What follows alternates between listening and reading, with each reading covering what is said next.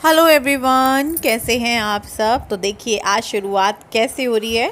Cake के साथ हो रही है। केक किस खुशी में बना है, किस खुशी में जो है हम केक बनाने की तैयारी कर रहे हैं, तो वो मैं आपको अभी बताऊंगी। लेकिन साथ ही साथ मैं आपके साथ इस केक की रेसिपी भी शेयर कर देती हूँ। हालांकि मैंने इस तरीके से केक पहले भी बनाया है और एक बार आप लोगों के साथ रेसिपी भी शेयर किया पूरी डिटेल में, लेकिन आज भी कर देते हैं क्योंकि पुराना वीडियो शायद ढूंढने में वो हो, या कुछ लोग जब वीडियो देख ही रहे हैं तो उनको ये रहेगा कि चलो रेसिपी भी मिल गई है। और वैसे तो आप सभी को बनाना आ गया होगा क्योंकि लॉकडाउन में बहुत सारी ऐसी चीज़ें हैं जो हमें बनानी सिखा दी हैं। और आजकल तो देखिए हर चीज़ जो भी हमें देखनी होती है हम फटाफट से यूट्यूब गूगल पे जाके सर्च करते हैं और हम आराम से सीख लेते हैं। तो यहाँ पर देखिए मैंने बिस्किट के पैकेट लिए हैं, 3 ये बड़े वाले बिस्किट के पैकेट लिए हैं मैंने, और एक मैंने छोटा बिस्किट का पैकेट लिया है। तो आप लोग देख लीजिए 120 ग्राम के ये 3 बड़े पैकेट और 50 ग्राम का एक छोटा पैकेट ये मैंने लिए हैं। और उनको अब मैं मिक्सर में करके धीरे धीरे करूँगी। गिलास छोटा है, एक साथ नहीं हो पाएगा। आपका गिलास बड़ा है तो आप एक साथ कर लीजिएगा, लेकिन मेरा जो गिलास है ये मिक्सर का ये छोटा है तो इसमें एक साथ नहीं हो पाएगा। जो बड़े वाला गिलास है वो मेरा टूटा हुआ है, काम नहीं करता है, और इस गिलास में भी दिक्कत आ रही है या मशीन में भी दिक्कत आ रही है, नई लेनी है मेरे को। तो यहाँ पर मैं इस तरीके से सारे बिस्किट्स का पाउडर बना लूँगी और इस भिगोने में निकाल लूँगी।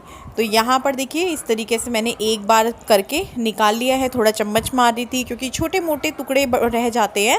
और सारे मैंने इस तरीके से पाउडर बनाने के बाद ये जो केक टिन होता है इस पर मैं तेल लगा रही हूँ, चारों तरफ अच्छे से तेल लगा लूँगी।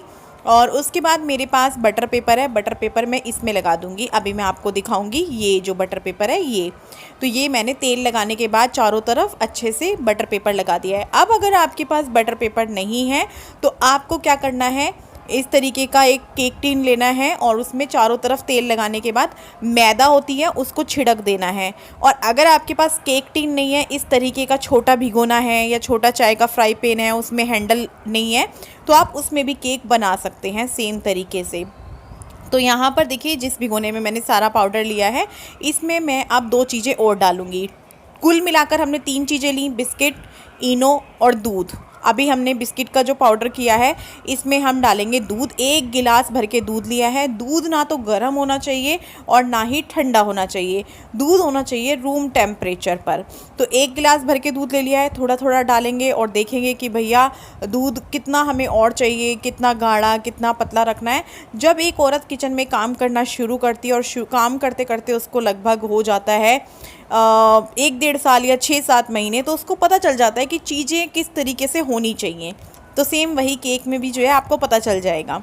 तो यहाँ पर देखिए मैं भूल गई थी भगोना गैस पे रखना, जो कि सबसे ज़रूरी हिस्सा है केक बनने का। तो यहाँ पर मैं अब भगोने को गैस पे चढ़ा दिया है और मैंने इसमें स्टैंड रख दिया है जिस पे मैं केक का भिगोना रखूँगी, केक टिन रखूँगी। तो यहाँ पर मैं तेज़ गरम गैस जला दूँगी, तेज़ फुल पे कर दूँगी क्योंकि मैंने लेट चढ़ाया है इसको गैस पे। अगर आप स्टार्टिंग में सबसे पहले ये रखते हैं पतीला गैस पे तो कम आँच पे रखिए, धीरे धीरे ये गर्म होता रहेगा। प्री हीट करना बोलते हैं। इससे क्या होगा कि केक जब हम रखेंगे वो ठंडे बर्तन में रखेंगे तो देखिए कैसे बनेगा, थोड़ा मुश्किल होगा। अगर गर्म बर्तन होगा उसको अच्छे से भाप मिलेगी तो वो अच्छे से बनेगा, जल्दी बनेगा।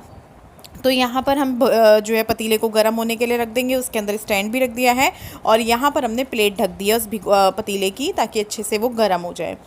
अब इसमें लास्ट चीज़ हमें क्या डालनी है, इनो।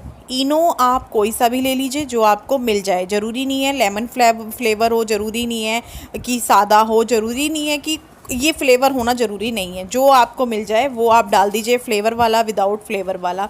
इनो डालने के बाद बाकी का जो दूध था ग्लास में मैंने वो भी इसमें डाल लिया है। अब आप ये लगा लीजिए 3 बड़े पैकेट बिस्किट में और एक छोटे पैकेट बिस्किट में 1 इनो का पैकेट डाला है मैंने पूरा, और 1 गिलास भर के दूध डाला है और अच्छे से इसको घुमाया है। एक ही डायरेक्शन में आपको इसको घुमाना है। अब हमने जो केक टिन तैयार करके रखा था बटर पेपर लगाकर, तेल लगाकर, उसमें हम इसको डाल देंगे। अगर आपके पास बटर पेपर नहीं है तो आप मैदा को चारों तरफ छिड़क लीजिएगा अच्छे से। बटर पेपर की ज़रूरत नहीं पड़ेगी लेकिन अच्छे से उसको कर लीजिएगा, मैदा को फैला लीजिएगा चारों तरफ। और अभी हम जो है केक टिन हमारा सेट हो चुका है। हमने उसको थोड़ा सा स्लैब पे टैप टैप टैप कर लिया है ताकि उसमें जो एयर वगैरह है वो निकल जाए। उसमें कोई भी ऐसा ना हो जिससे कि मतलब थोड़ा सा रहता ही है, वो कर लेना आप। तो यहाँ पर हमने गरम जो पतीला होने रखा था उसमें केक रख दिया है और अब हम उसके ऊपर से प्लेट ढक देंगे।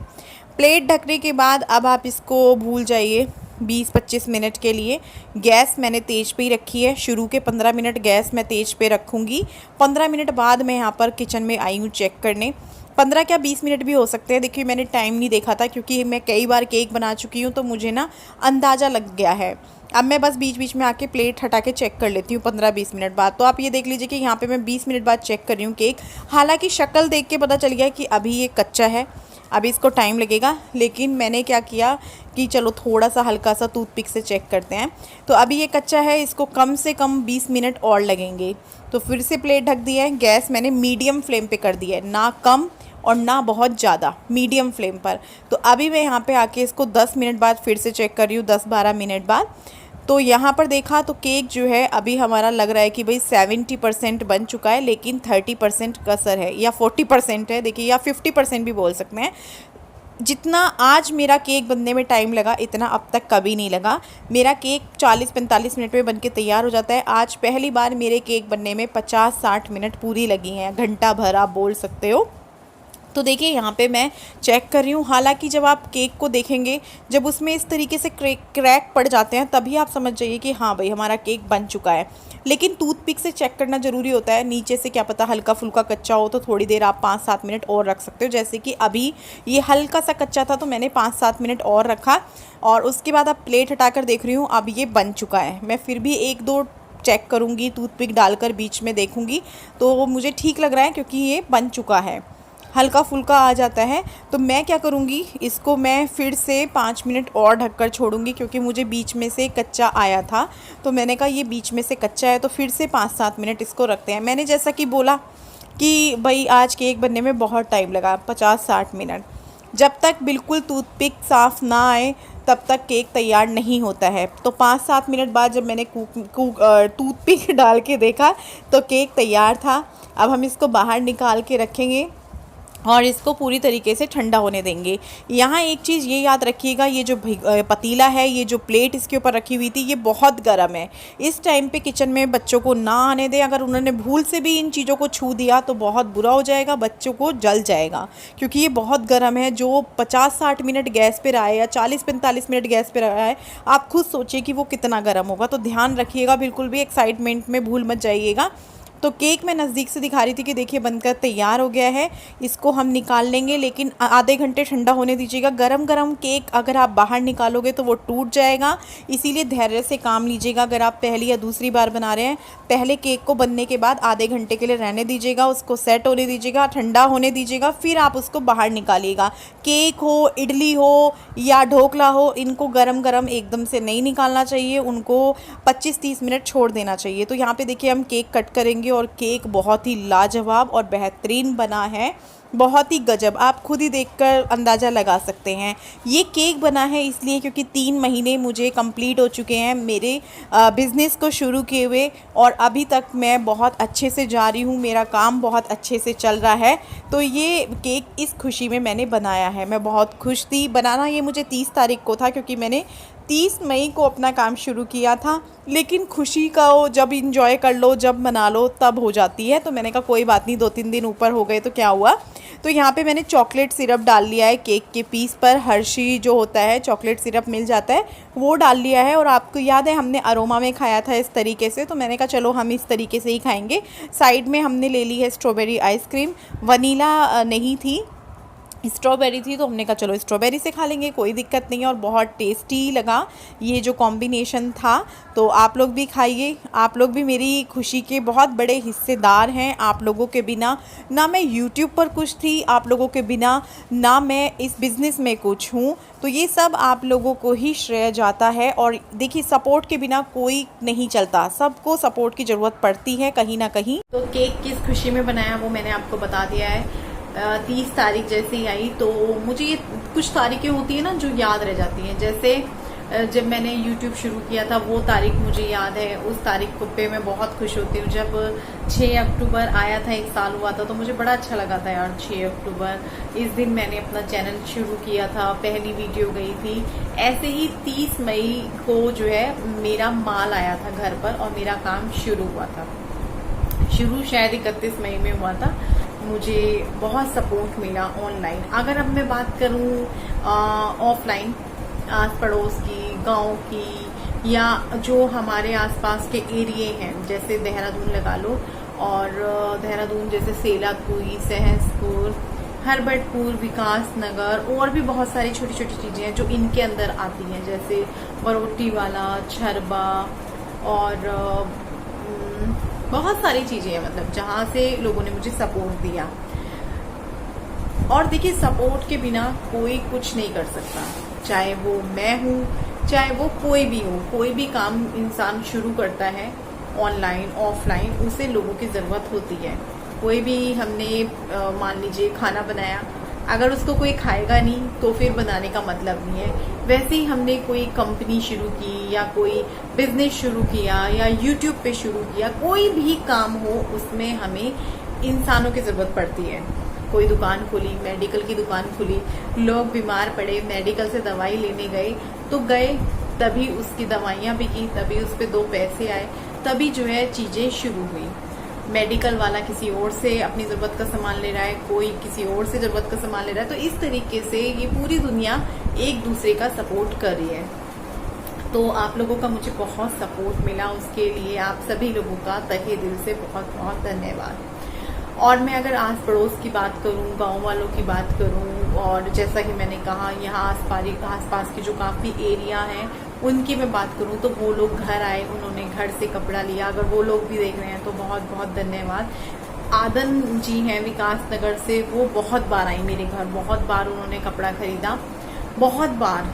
वो खुद तो आती थी, अपने साथ अपने रिलेटिव्स, अपने फ्रेंड्स, अपने पड़ोसियों को लेकर आती थी कि भाई इनको भी चाहिए, इनको भी चाहिए। तो मैं उनको भूल नहीं सकती हूँ। और वो शुरू के टाइम की बात है, तो बहुत अच्छा लगा जब वो आती थी, फिर उनके साथ कोई और होता था। तो ये होता है कि बंदा खुद उनको पसंद आ रहा है, इसीलिए वो उनको भी बोल रही है भाई उनसे लो, उन पे अच्छी चीज है। उन्होंने फिर किसी और को बोला कि भाई तुम उनसे लो, तो बंदे जुड़ रहे थे, चेन बंध रही थी, और अभी भी ये चेन चल रही है। बहुत सारे लोग हैं, जैसे यहाँ से ही मैं बात करूँ अगर दूसरे की, तो वो हैं आंचल, वो छरबा से हैं। तो उन्होंने 5-6 दिन पहले 2 सूट मंगाए, फिर उनको पसंद आए, आज उन्होंने फिर 2 सूट मंगाए। आज उनकी एक आंटी ने भी मंगाए शायद, उन्होंने उनको पिक दिखाई, उनको पसंद आया, उनको भी सूट पसंद आ रहे हैं। सभी लोगों का मुझे साथ मिल रहा है। अगर मैं YouTube फैमिली की बात करूँ, यहाँ से हालांकि सब मुझे YouTube पर देखकर ही आ रहे हैं, चाहे वो गांव से हो, क्योंकि उनको यहाँ से देखिए मैं अपने आप को मैं अपने काम का प्रचार कर पा रही हूँ। मेरे पास ये जरिया है, मैं बता पा रही हूँ। और मैं यहाँ कहूँगी कि कोई आसपास से है वो बिल्कुल घर आ सकते हैं। हाँ, अभी इस टाइम पे मेरे पास स्टॉक ज़्यादा नहीं है, मैं इस टाइम पे बहुत ही थोड़ा थोड़ा मंगा रही हूँ, क्योंकि देखिए श्राद्ध है, श्राद्ध के बाद फिर 1 महीना पूरा है, नवरात्रों में भी और करवा चौथ में भी। तो इस करवा चौथ में तो अभी और भी ज़्यादा टाइम है, तो इस वजह से हम अभी ज़्यादा से नहीं मंगा सकते। तो इस वजह से मैं थोड़ा कम मंगा रही हूँ, मैंने कहा यार रखा ना रह जाए। तो बहुत ज़्यादा सपोर्ट मिला मुझे आप लोगों का। हाँ, थोड़े से लोग नाराज़ हुए कि भाई ब्लॉग चैनल पर suit suit suit suit suit, और कुछ लोगों के ये मैसेज आए, रश्मि तुमने ये काम अचानक से क्यों शुरू किया? आपका यूट्यूब चैनल अच्छे से चल रहा था, अच्छे व्यूज़ आ रहे थे, फिर क्यों? तो और बल्कि देखिए मेरे सूट की वजह से थोड़े से व्यूज़ गिर गए हैं, लेकिन वही है ना, आप माइंड में ये चीज़ सोच कर मत चलिए कि मेरे तो भैया लाखों व्यूज़ आएंगे या मेरे हज़ारों व्यूज़ आएंगे। सोच कर नहीं चलना चाहिए। मतलब मैं ऐसा करती हूँ, मेरा चाहे सूटों का काम हो, चाहे मेरा ये यूट्यूब का हो, मैं कभी ये नहीं सोच कर चलती कि नहीं, मैं पागल नहीं होती कि यार आज क्यों नहीं, आज क्या रह गया।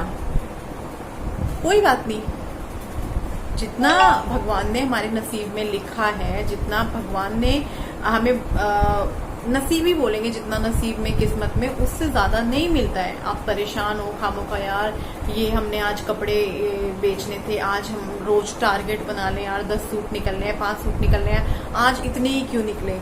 तो उससे क्या होगा, हम परेशान रहेंगे। हमें 4 सूट बिकने की खुशी नहीं होगी, हमें गम होगा कि यार आज हमारे 10 के 10 क्यों नहीं निकले, आज हमारे 4 ही क्यों निकले, 6 रखे रह गए। हमने ये नहीं सोचा कि खाली तो नहीं गया दिन, 4 तो निकले, कोई बात नहीं, दिन आएगा जब 10 भी निकलेंगे, आज कोई बात नहीं, कम या ज्यादा चलता रहता है। तो आप बहुत सारे लोग बोलते हैं, बहुत सारे लोग मुझे मैसेज करते हैं कि रश्मि हमें आपसे मैंने भी ये काम शुरू किया है, मैंने भी ये काम शुरू किया है। कोई कॉस्मेटिक का बताता है, कोई बच्चों के कपड़े का बताता है, कोई ये सूटों का बताता है, तो सब बताता है कि रश्मि हमने ये शुरू किया। एक ने आज मुझे मैसेज करके बोला, मुन्नी कुमारी उनका नाम है और वो बिहार से हैं। उन्होंने मुझे बोला कि रश्मि, मेरी उनसे फ़ोन पे बात हुई कि रश्मि मैं अपनी शॉप का नाम आपके नाम पे रख रही हूँ, क्योंकि ये चीज़ मैंने आपको देख के की। वो जो क्षण था जब मैंने कहा क्या भाई, कोई मेरे नाम पे अपनी दुकान क्यों रखेगा, नाम क्यों रखेगा। मैंने कहा क्या कहा आपने, कहा मैंने कहा दुकान का नाम मेरे नाम पर की। हाँ रश्मि, जब आपको देखकर सोचा, आपको देखकर काम किया, आपको देखकर काम चला भी, तो वो नाम भी आपकी दुकान पर, मेरा दुकान का नाम भी आपके नाम पर होगा। खुशी मिली, लेकिन मैंने उनको बोला नहीं, मेहनत आपकी है, आपने बेशक मुझे देखकर किया, वो होता है।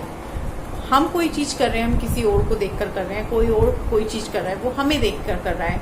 ये उनका बड़प्पन है कि उन्होंने इसका श्रेय मुझे दिया। बहुत सारे लोग तो ऐसे होते हैं जो आपको देखकर कर लेते हैं और वो आप ही को बातें बनाते हैं। बहुत सारे लोग ऐसे होते हैं जो आपके पीठ पीछे छुरे घोंपते हैं, बहुत ही गलत चीजें कर रहे होते हैं, षड्यंत्र रच रहे होते हैं। मैं इस 3 महीने में बहुत सारी चीजों से गुजरी हूँ, बहुत सारी चीजों से। इन 3 महीनों में मैं आपको एक चीज बताती हूँ ऑनलाइन कपड़े के बारे में। ऑनलाइन जैसे मेरे पास कुछ क्या बहुत सारे सब्सक्राइबर मेरे साथ व्हाट्सएप पे जुड़े हुए हैं, तो वो मेरे साथ वीडियो शेयर कर रहे थे बार बार कि रश्मि आप यहाँ से लो कपड़ा, रश्मि आप यहाँ से लो कपड़ा, इनका कपड़ा बहुत अच्छा होता है, मुझे इनके सूट बहुत पसंद आते हैं, प्लीज रश्मि इनसे लो, प्लीज रश्मि इनसे लो। ये सेट वाइज देते हैं, मतलब आपको दे देंगे ये, क्योंकि ये एक होलसेलर है, रिटेलर को दे देंगे, लेकिन जैसे हमें एक सूट लेना है वो हमें नहीं देंगे। मैंने उनका वीडियो देखा, 1 देखा, 2 देखा, भाई मुझे वो इंसान अच्छे लगे। मैंने देखा उनके कई सारे वीडियो, फिर आपके ना वो आने लगते हैं जो आप देखते हो, तो उनके जब भी वीडियो मुझे दिखता मैं जो है खोल लेती, मैं देखती। मैं भी उनकी बातों से प्रभावित हो रही थी कि हाँ भाई अच्छा बोल रहे हैं, चीजें भी अच्छी दिखा रहे हैं, दुकान भी बढ़िया है, उनकी दुकान के शोरूम गोदाम वगैरह सब बढ़िया है। तो ऐसे इंसान पे अपने आप भरोसा आ जाता है। मैंने कहा चलो फिर मंगाते हैं इनसे। तो मेरा जबकि अच्छे खासे जगह से मेरा कपड़ा आ रहा है और कपड़ा मेरा बहुत बढ़िया आ रहा है, तो मैंने वो ये ना जब क्या बोलते हैं उसको, विनाशकालीन विपरीत बुद्धि, तो मैंने बैठे बैठे फोन घुमा दिया। विपिन से भी मैंने नहीं पूछा, मैंने कहा चलो मंगा लेते हैं। कई सारे वीडियोस देख ले, इनकी बात बिल्कुल वही है। कमेंट्स पढ़े, अच्छे कमेंट्स थे, 1-2 कमेंट्स गलत थे, लेकिन मुझे लगा कि चलो अच्छी चीज़ों के साथ बुरी चीज़ें तो आती ही आती हैं 1-2, लेकिन अच्छे लोग भी तो कह रहे हैं। मैंने उनको फ़ोन घुमाया, उन्होंने बोला कि चलो वीडियो कॉल पे आप कपड़ा देख लो। वीडियो कॉल पे कपड़ा देखा, बातचीत अच्छी हुई। मैंने कपड़ा, आप लोग बोलेंगे रश्मि तुमने इतने का कपड़ा, मेरे पास सबूत है सारे, मैं आपको वो तो नहीं दिखाऊंगी चीज़ क्योंकि वो मामला सुलझ चुका है। तो मैंने वीडियो कॉल पे कपड़ा देखा, कपड़ा पसंद किया। आप लोग जानते हैं मैंने वहाँ से 75,000 का कपड़ा, 75,000 का कपड़ा, 75 में भी ना 500-800 फालतू ही होंगे, कम नहीं होंगे। तो मैंने वहां से वो कपड़ा बुक कर लिया क्योंकि मैं पसंद करती गई वीडियो कॉल पे। मुझे सिर्फ सूट नहीं लेने थे, मुझे साड़ी भी लेनी थी, सूट भी लेना था, और जो थान का कपड़ा होता है वो भी लेना था, और नेट वगैरह का भी फैब्रिक लेना था। तो मैंने भैया बोल दिया कि चलो भाई मुझे आप ये दे दो। मैंने उनसे, फिर उन्होंने बिल बनाकर भेज दिया मुझे कि ये बिल है। जब बिल देखा मैंने कहा भाई होगा, क्योंकि मैंने चीज़ें भी तो बहुत सारी ली हैं और प्राइस वो साथ के साथ बताते गए। तो मैंने उनको बोला जो भी चीज़ें मैंने सेलेक्ट की हैं आप मुझे उनकी पिक भेज दो। तो उन्होंने बोला कि पिक तो हम तभी भेजेंगे जब आप बिल भर दोगे। क्योंकि ये हमारे डिज़ाइन होते हैं, आप ऐसे कहीं और ये डिज़ाइन चले गए तो वो कॉपी कर लेगा, कि ये हमारी पॉलिसी में नहीं है, पहले आपको पेमेंट करना होगा फिर हम आपको पिक भेज देंगे। मैंने कहा खरीदना तो है ही, चलो मैंने इनको फ़ोन किया, मैंने कहा विपिन ऐसे ऐसे, ये बात 1.5 महीना पुरानी होगी, 1.5 पौने 2 महीने पुरानी बात होगी ये, मम्मी थी तब यहाँ पे। तो मैंने जो है इनको फ़ोन किया, ये कहने भी लगे कि यार इतना इतना कपड़ा 75,000 का। वो हमारा फर्स्ट टाइम था जब हम इतने का कपड़ा मंगा रहे थे। हमने 30-40 के अंदर ही हमेशा कपड़ा मंगाया है, इससे ज़्यादा मैंने अभी तक कपड़ा नहीं मंगाया। तो इन्होंने बोला, अब वही है कि भाई बीवी बोले जा रही है, पत्नी कहाँ सुनती है। मैंने कहा नहीं यार ये है वो है, मैंने काफ़ी सारी चीज़ें मंगाई हैं, आप कर दो ना। उसमें कुर्तियाँ भी थी, खाली सूट नहीं था, सूट था, कुर्तियाँ थी, प्लाजो सेट था, साड़ी थी, और जो थान मान होता है वो सब था। इन्होंने बिल कर दिया, स्क्रीनशॉट मुझे भेज दिया, मैंने स्क्रीनशॉट उनको भेज दिया, क्योंकि सारी बातचीत जो हुई थी वो मेरे व्हाट्सएप नंबर से हुई थी। तो उनको भेज दिया मैंने। भेजने के बाद मैंने उनको बोला भैया वो पिक भेजो मुझे। तो उस दिन तो उन्होंने पिक नहीं भेजी, अगले दिन उन्होंने भेजी। अगले दिन भेजने के बाद तो उन्होंने, मैंने कहा भैया वो दे दो, जो होता है ना बिल्टी नंबर वगैरह देते हैं कि भाई ट्रांसपोर्ट पे आएगा वो, तब हम आपको वहाँ से आप कपड़ा ले लेना। फ़ोटो दे दी, फ़ोटो बिल्कुल वही दी थी जो मैंने सूट सेलेक्ट किए थे, जो भी चीज़ें मैंने सेलेक्ट की थी सब फ़ोटो बिल्कुल वही थे। तो काफ़ी सारी बातचीत हो जाएगी, बोर हो रहे हो तो माफ़ी चाहती हूँ, लेकिन एक किस्सा मैं आप लोगों को बता रही हूँ जिससे आपको सीख मिल सकती है। तो मैंने जो है ऐसे कर आके काफ़ी दिन में जो है मुझे कपड़ा रिसीव हुआ, क्योंकि बहुत दूर से आ रहा था तो टाइम लग गया। तो मुझे जो है 15 दिन बाद वहाँ से कपड़ा रिसीव हुआ। खुशी हो रही थी भाई, कपड़ा आ रहा है, इतना सारा कपड़ा मैंने मंगाया है। 2 इतने बड़े बड़े वो होते हैं ना, वो आते हैं, जैसे आपने देखे होंगे, 1-2 बार मैंने वीडियो में भी ओपन किया है। तो 2 मेरे बड़े बड़े पार्सल आ गए, देहरादून आते हैं, देहरादून ट्रांसपोर्ट पे, वहाँ से विपिन लेकर आते हैं। तो ये लेकर आ गए घर पे, ये लेकर आए। पता नहीं क्यों मुझे एक बेचैनी हो रही थी, मेरा मन अंदर से खुश नहीं था, मतलब वो वाला खुश था कि कपड़ा आ रहा है, लेकिन एक ये था कि यार इसको खोलूं कि नहीं खोलूं। ऐसे हो रहा था कि यार खोलूंगी ना तो मूड खराब होगा। और सेम वही चीज हुई, कपड़ा हमने खोला, मम्मी यही थी, और भाई मेरा दिमाग खराब, क्योंकि वो सारी चीजें वो नहीं थी जो हमने पसंद की थी वीडियो कॉल पर। वो तो शुक्र है कि मैंने उस टाइम वो फोटोज मांग ली थी। अब ये भी नहीं था कि सारा ही सामान चेंज था, उसमें आप ये कह सकते हो कि 40% वो था जो मैंने पसंद किया था, और 60% वो था जो उन्होंने अपनी तरफ से उसमें ठूस दिया। मैंने वहां से 900 रुपए के सूट मंगाए थे, क्योंकि मेरे को ये था कि चीज अच्छी आनी चाहिए, चीज बढ़िया होनी चाहिए। साड़ी मैं आपको क्या बताऊं, 1500 रुपए की मैंने वहां से साड़ी ऑर्डर की थी, 1500 की। वो 6 साड़ियाँ देते हैं, 4 या मतलब 4 नहीं देते, 2 नहीं देते, आपको या तो 6 लेनी होती है या 12 लेनी होती है। सूट का भी ऐसे होता है, एक सेट यानी कि 4 सूट लेने होते हैं, चारों कलर आपको लेने होते हैं, कोई इसमें चूज नहीं करना होता कि ये कलर हम लेंगे ये नहीं लेंगे। तो मैंने सामान ओपन किया, उसमें से जो पिक्चर में था वो मैं पिक्चर से मैच कर रहे थे हम कि भाई ये तो है ही नहीं, ये तो है ही नहीं। मैंने उनको उसी टाइम मैसेज किया कि भैया ये क्या है, ये तो बिल्कुल ही आपने क्या भेज दिया, कबाड़ भेज दिया एक तरीके से। भैया वो बंदा सुन ही नहीं रहा था, नहीं जी वही भेजा है जो आपने देखा था, नहीं जी वही भेजा है जो आपने भेजा बोला था। मैंने कहा भैया वो पिक्चर मेरे पास भी है। फिर मैंने वो बोला कि चलो आप पिक्चर भेजो मुझे।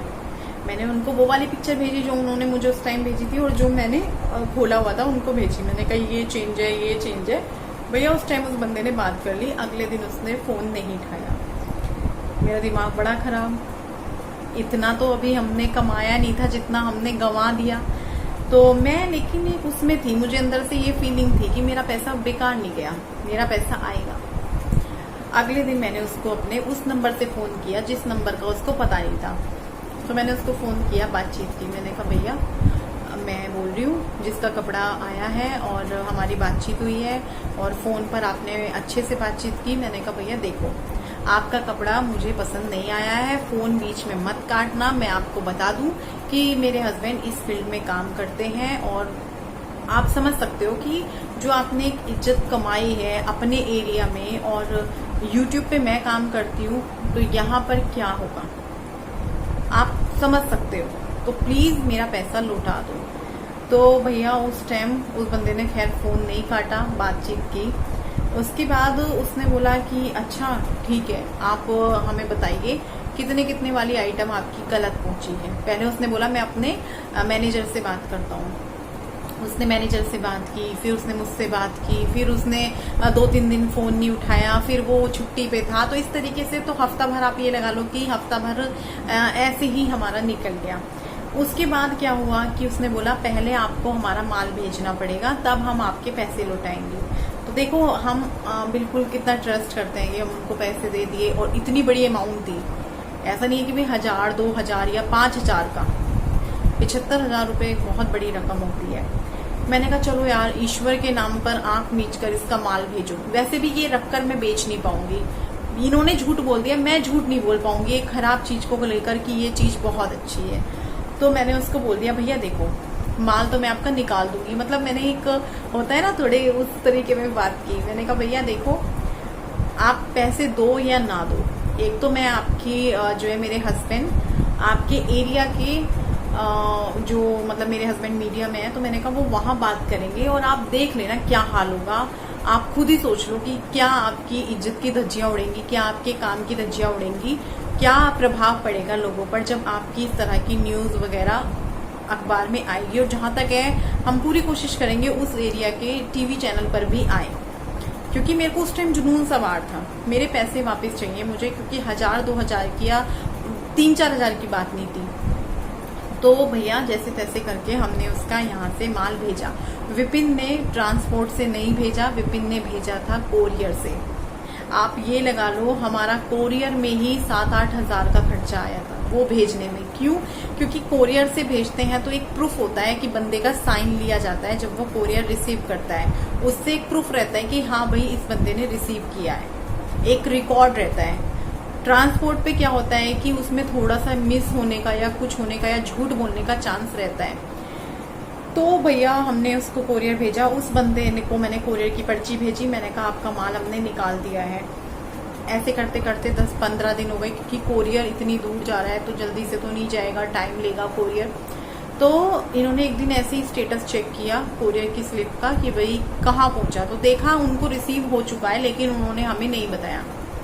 तो मैंने उनको फ़ोन किया, मैंने कहा भैया आप लोगों को याद होगा मैं देहरादून गई थी अपने काम से, तो तब उस दिन जो है रास्ते में इन्होंने मेरे को बोला कि तूने उसको फ़ोन किया, क्योंकि शाम के टाइम इन्होंने चेक किया था, लेटे लेटे वो पहुंच गया था। अब रात को तो मैंने फ़ोन नहीं किया, भाई रात को क्या फ़ोन करूं, मैंने कहा कल करूंगी। तो इन्होंने मुझे गाड़ी में ही याद दिलाया, गाड़ी में ही मैंने उससे फ़ोन किया देहरादून जाते हुए।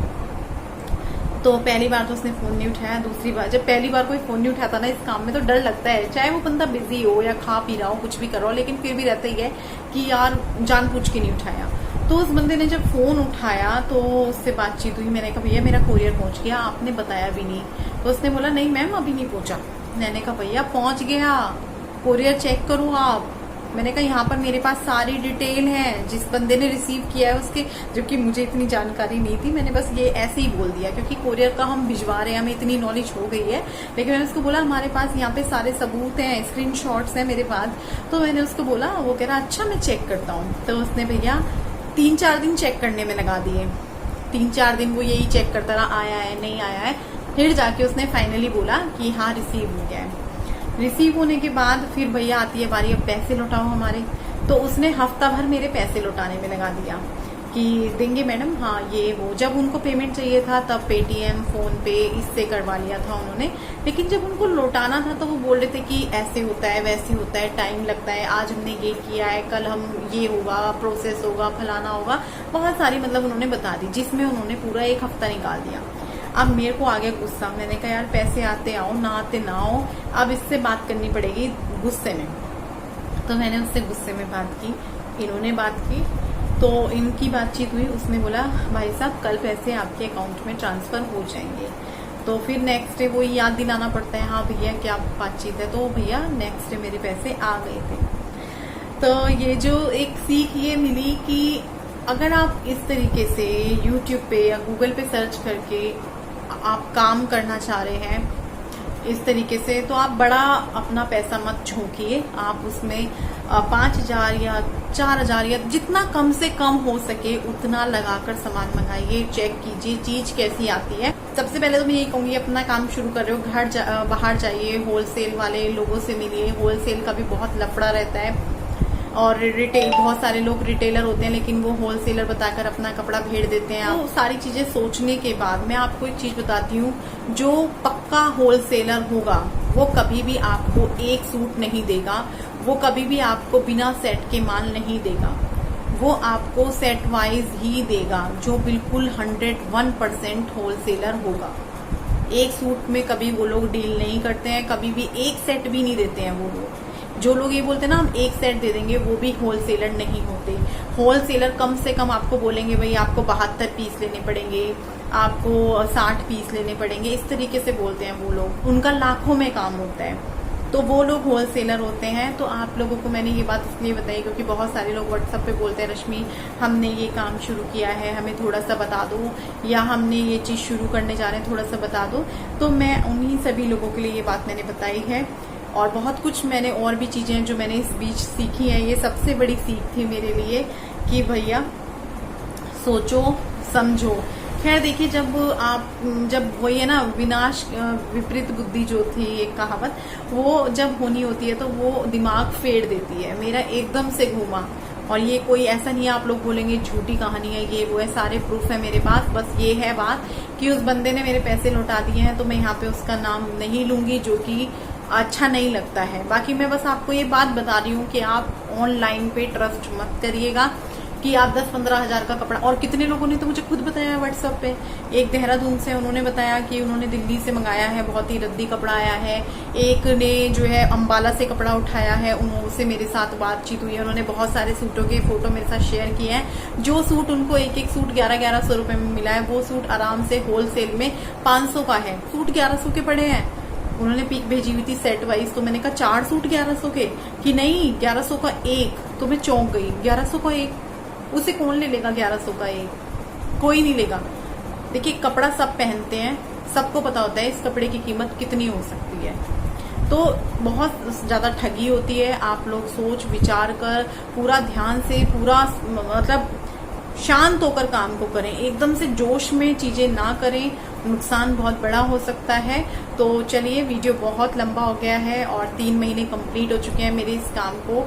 मैं बहुत खुश हूँ। और अक्टूबर आएगा, अक्टूबर में मुझे YouTube पे पूरे 2 साल हो जाएंगे, उसके लिए भी मैं बहुत खुश हूँ। वो दिन भी मुझे सेलिब्रेट करना है, क्योंकि कहीं ना कहीं मुझे YouTube पर आकर ही इतनी हिम्मत मिली अपना काम करने की, बिजनेस करने की। मैं काफी टाइम से सोच रही थी कि मुझे एक दुकान करनी है, एक छोटा सा शोरूम खोलना है, लेकिन मैं कर नहीं पा रही थी, हिम्मत नहीं आ पा रही थी। एकदम से आप लोगों की वजह से मुझे हिम्मत आई। और चलिए वीडियो का एंड करते हैं। तन्मय भी आ चुका है, तन्मय अब जरूर आएगा भाग के। अरे हाँ मम्मी मेरे को हीरो जैसे बाल चाहिए। हीरो जैसे बाल? हाँ करेंगे हीरो जैसे बाल। सबको हाई करो और बाय करो। अभी वीडियो का एंड नहीं होगा, अभी वीडियो का एंड होगा। तो चलिए कल मिलेंगे एक नए नहीं वीडियो के होगा। साथ। तब तक के लिए बाय बाय, गुड नाइट।